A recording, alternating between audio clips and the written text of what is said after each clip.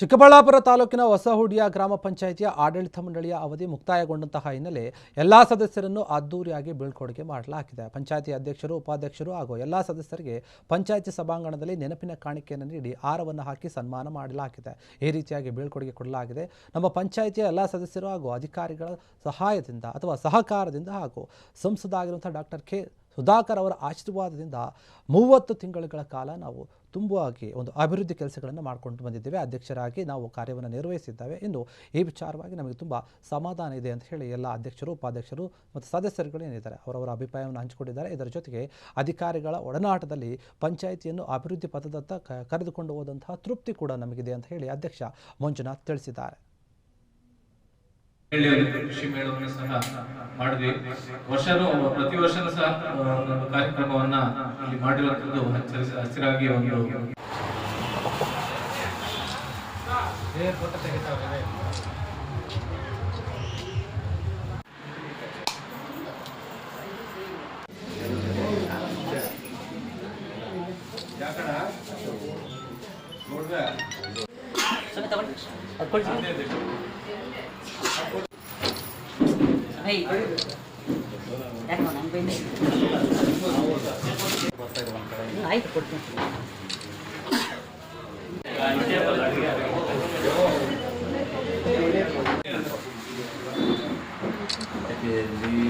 ನಾವು 30 ತಿಂಗಳು ಅಧಿಕಾರ ಅಧ್ಯಕ್ಷ 30 ತಿಂಗಳಾಯಿತು.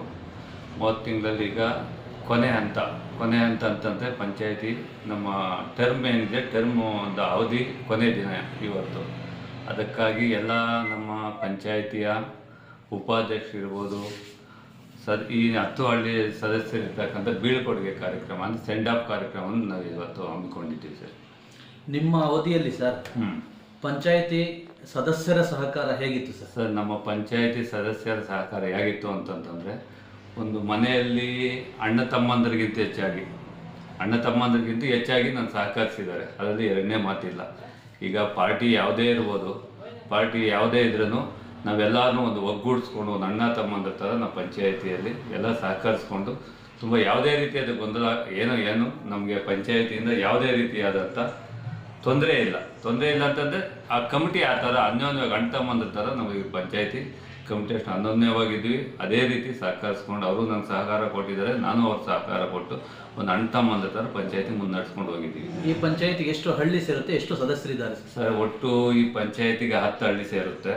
10 ಹಳ್ಳಿಯಿಂದ 19 ಸದಸ್ಯರ ಬಲ ಹೊಂದಿರತಕ್ಕಂಥ ಪಂಚಾಯಿತಿ ಇದು ಸರ್. ನಿಮ್ಮ ಅವಧಿಯಲ್ಲಿ ಅವರು ಅದೇ ರೀತಿ ಮುನ್ನಡೆಸ್ಕೊಂಡ್ಬಂದರು. ತದನಂತರ ಕೋವಿಡ್ ಒಂದು ಇದಾಯಿತು. ಕೋವಿಡ್ ಇದಾದಮೇಲೆ ಮತ್ತೆ 30 ತಿಂಗಳ ಅವಧಿ ನಮಗೆ ಎರಡನೇ ಟರ್ಮ್ ಏನಿದೆ 5 ವರ್ಷ ಅವಧಿಯಲ್ಲಿ 2 ಟರ್ಮ್ ಮಾಡಿತ್ತು. ಎರಡನೇ ಅವಧಿಯಲ್ಲಿ ನಾವೊಂದು ಅಧ್ಯಕ್ಷ.